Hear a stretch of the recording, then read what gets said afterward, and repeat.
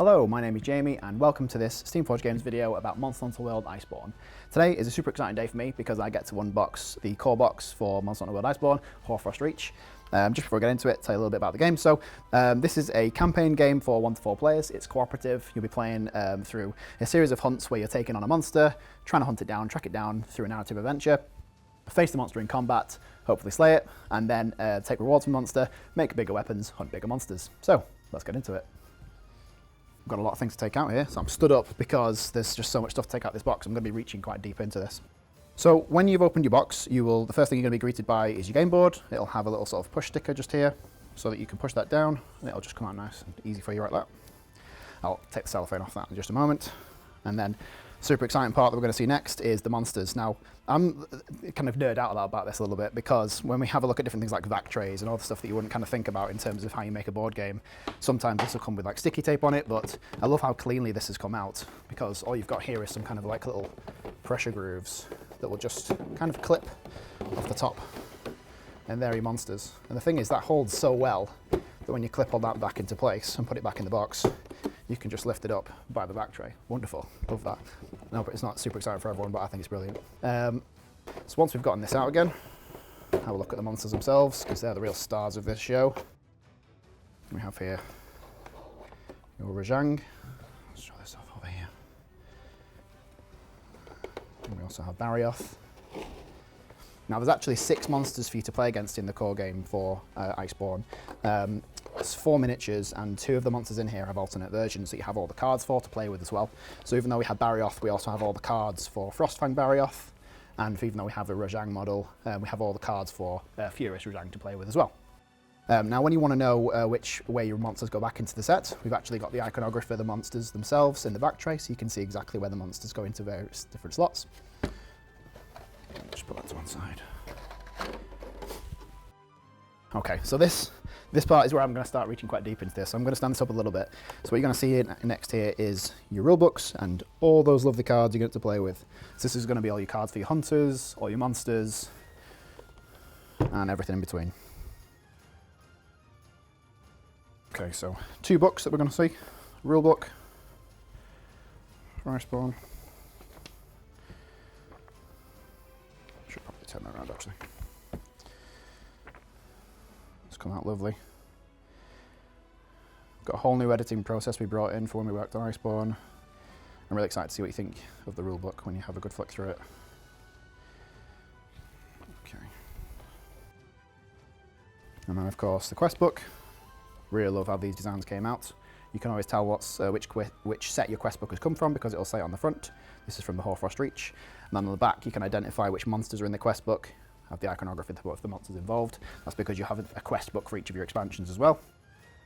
And here we have the arena quests at the back. So this is where you can decide what equipment you're going to be playing against. If you want to play a one-shot game mode, that'll give you your sort of recommended equipment lists. Something that's brand new to Iceborne is that if you want to play a monster as a one-off, where you want to custom build your own hunter, then we've actually given you kind of like a costing value for each of your equipment sets, so you can actually build your own hunters to play against each monster. So we'll kind of give you like a point value, say like 50 points or 30 points, and then you'll be able to spend those amount of points on different equipment pieces to equip together. Got the downtime activities, a new feature for Iceborne.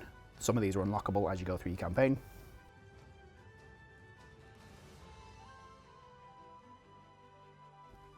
And then obviously all the adventures themselves. Nice little quality of life feature, so you can easily flick to the part of the rulebook that you want to find, the quest book, sorry. You'll have the little monsters iconography on all the corners of the pictures. So if you need to flick through, quickly see that's Barioth. We can quickly see that's Beotodus, Banbaro, and so on. Another quality of life feature we brought in for the game is that each monster's sort of starting section has some kind of tips and tricks and stuff for you to play against the monster. So this will be the opening section for Banbaro, for instance.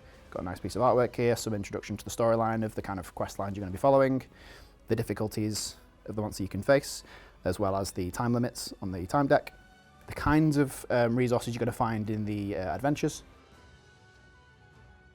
So you'll understand that when you go into the adventures, you're going to be able to find those materials, and then a full breakdown of what the monster's special rules are, any kind of setup special rules, and then some tips and tricks for actually how you fight the monster.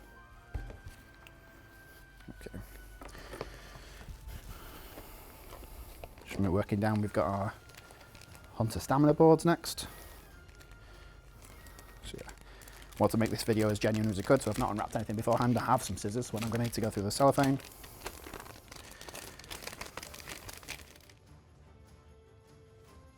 Okay, and what you have here is your hunter stamina boards. So these will just fold out, like so.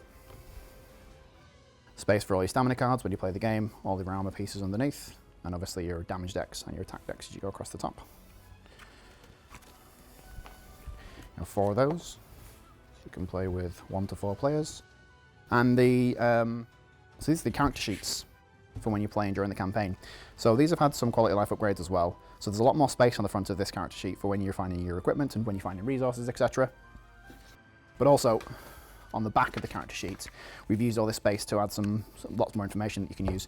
So what we tend to find is during the game is you'll find during your quests, you'll use the front of the character sheet to mark down things you found, monsters you fought, etc. Or, well, you know, more things you found, to be honest. And then on the back of the character sheet, you can note down here the classes of monsters you've defeated, so you can keep good track of those. It's important for your hunter rank. Speaking of which, you can mark your hunter rank down here, and then any kind of additional palicos or, you know, mantles that you've unlocked as you go, as your hunter rank increases. And of course, we have lots of physiology cards, more cellophane.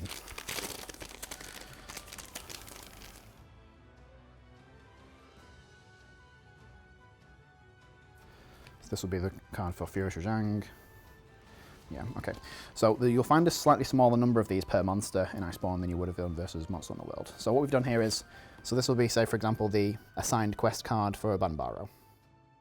And then you will have the investigation quest for Banbaro. And then in World, you would have had a 3rd card for the Tempered investigation quest. But for Iceborne, we've just put that on the back of the investigation quest version of the card, which means that you can find the resource table for the monster on the back of the assigned quest. So if you're playing against the Tempered investigation, you'd still keep the assigned quest card out because you want to know what resources you can get afterwards when you've broken body parts, etc.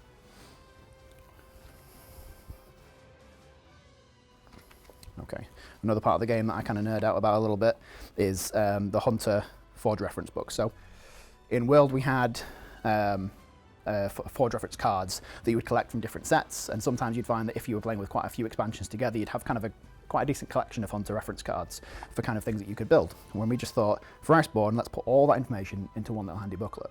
So this will be the book for the Dual Blade Hunter. You'll find in here all of the weapons that this hunter can make for the entire game. So that's all the expansion monsters, the Elder Dragons, all the information's in here. What else you'll find in here is a very brief introduction into how the hunter plays. Every hunter in the game has one of these books, so when you come to the Hunter's Arsenal expansions, the 5 hunters in those expansions, each one of them has their own book. So if you want to play the Charge Blade, you want to play the Heavy Bowgun Hunter, they all have their own book. Show how to play them, example of how the kind of equipment cards work, breakdown of how armor cards work and the various iconography. And then you'll see pages like this that will show a breakdown of the weapons that you can make. So these are just the starting weapons. And then you'll start getting into monster weapons. So these are weapons that you can craft from monster parts. It'll show you which monster by their icon that you can craft them from, and then it'll list all the pieces that you need to craft that weapon and their amounts. And for armor pieces, which are a little bit later on, if there are any special rules that you get from the armor piece, it'll at least mention the name of the special rule slugger. And as you go through, as I mentioned, you've got all the different armor sets and weapons for expansions. So that's from Tigrex from Absolute Power, all the way to the back. And then I mentioned earlier that you can custom build your hunter for playing arena quests. So under each equipment card piece, so these are the armor sets for the moment, for example, from Ruin and Gigante, it will still show the same thing. So it'll show you how you build the armor piece, the bonuses you get in terms of armor, elemental resistances, if any, and then special rules. And then on top of that, obviously the resources to build it, but then as well, it'll say arena quest cost. So it'll say 8, for example, for this piece of armor, 8 for this piece of armor. And then you have a summary table right at the back. So if you need just a quick reference of what can I build at what cost, then you have here. So you've got a rarity level for each armor piece, and then a cost. Now this is important because when you're doing your arena quests for a monster, it's going to go back to the quest book for a second, and you want to custom build your own hunters. So for example, this Furious Rajang quest here, this will say if you're playing with, yeah, there you go. So you're playing against the assigned quest version of Furious Rajang, it will tell you the time limit to play the monster in the arena quest. It will tell you the cost of equipment that you can play with, so this would be 38. And then it will tell you the max rarity level. So you could spend up to 38 points on equipment pieces, but none of them could be above rarity 4. And then using that quick reference table at the back of your Hunter Forge reference book, you can equip your hunter however you like. Okay, so we'll go back to the game board last. We've got a storage tray, 2 storage trays actually in the game. So big storage tray here. Most of your books will probably be stored on this level. This is a see-through guard that's going to come off in just a moment, because underneath that we have the other stars of our show, the hunters.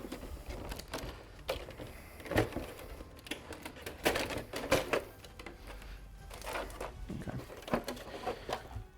So in the back tray underneath there, you can just see, so you've got storage for the hunters themselves. Hopefully that's coming through. You've got storage for the hunters themselves. I don't want to tip it all forward, you see. And then in-game campaign storage for your cards, and a storage for your tokens.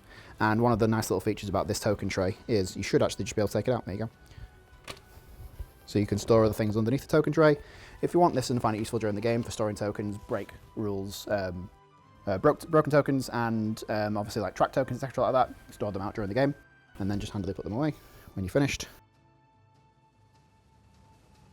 Lovely dice. And those for constructing dials. Let's get these hunters out. So we have our dual blades hunter just there. We have our great sword hunter. My favourite pose in the core set, the bow hunter. And then of course, with the Rajang equipment, the sword and shield hunter. So these are the 4 hunters you'll get to play with in the core game. I did mention there's 2 Hunters Arsenal expansions, so you can play with any combination of all 14 hunters if you have those expansions. There's no limitations on what kind of combinations of hunters you can play with. They have a variety of different roles in a group. Really, honestly, just play with the one that you like the most. I tend to go for Charge Blade personally, but it's because I like hitting things really hard, but also having quite a resilient hunter. Some dice. And then a lot of cards. So just to give an understanding of how many cards are in this game, in the core game. So you've got some, so that is going to be monster behavior cards and behavior modifications, more behavior cards. We've got some references and mantles. We have armor.